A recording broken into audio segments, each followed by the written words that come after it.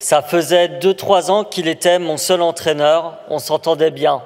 J'avais l'impression d'être sa préférée, ça me plaisait et je me sentais protégé.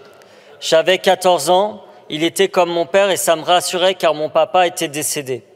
Il a installé un climat de confiance et je lui faisais confiance, les yeux fermés. Je me demande aujourd'hui comment j'ai pu m'asseoir sur ses genoux. Ce témoignage, c'est celui de Chloé quand elle était jeune escrimeuse à 14 ans et qu'elle a subi les agressions sexuelles de son entraîneur.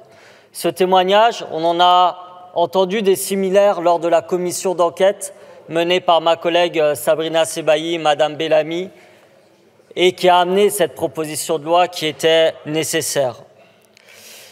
Il convenait d'y répondre et cette PPL que nous allons voter permet d'étendre le contrôle de l'honorabilité à tous les licenciés autres que pratiquants. En d'autres termes, c'est de faire en sorte qu'aucune personne ayant eu sur son casier judiciaire des délits s'apparentant à des crimes sexuels puisse encadrer des jeunes dans nos clubs.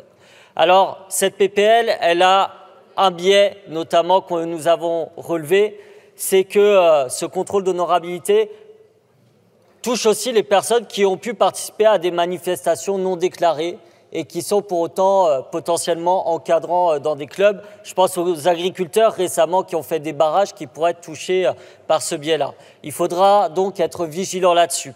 De la même manière, elle est insuffisante sur certains points, notamment le fait de ne pas mettre dans le contrôle d'honorabilité les bénévoles non licenciés et les recruteurs.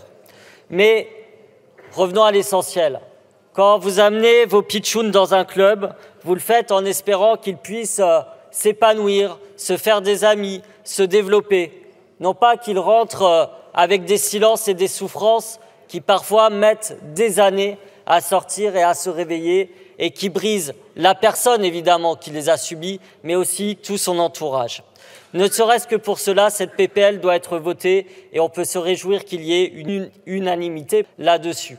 On peut se réjouir aussi que la commission d'enquête sur les dérives des fédérations sportives ait permis la parole de tant de victimes que nous avons rencontrées et que tous les groupes, quasiment, aient été à l'écoute de cette parole. Je dis tous les groupes car il y a ici des hypocrites.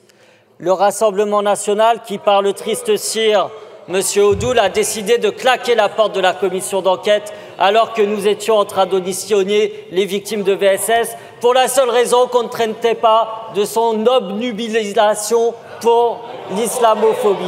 Voilà, M. Odoul. Quand vous ne vous moquez pas du suicide des agriculteurs, vous ne respectez même pas les victimes de VSS. Monsieur Piquemal, il n'y a pas d'attaque personnelle, s'il vous plaît. Arrêtez de crier, M. Odoul. Calmez-vous. Calmez-vous. Je voudrais finir en ayant une pensée pour Emma, Claire, Chloé, Patrice, Marie-Laurence, Thomas, Nabil et tous les autres et leur dire qu'ici nous vous écoutons, qu'ici nous commençons par avancer et que si sur ces questions-là on ne va pas assez vite, c'est un début face au changement que nous devons opérer dans notre société sur tous ces sujets. Je vous remercie.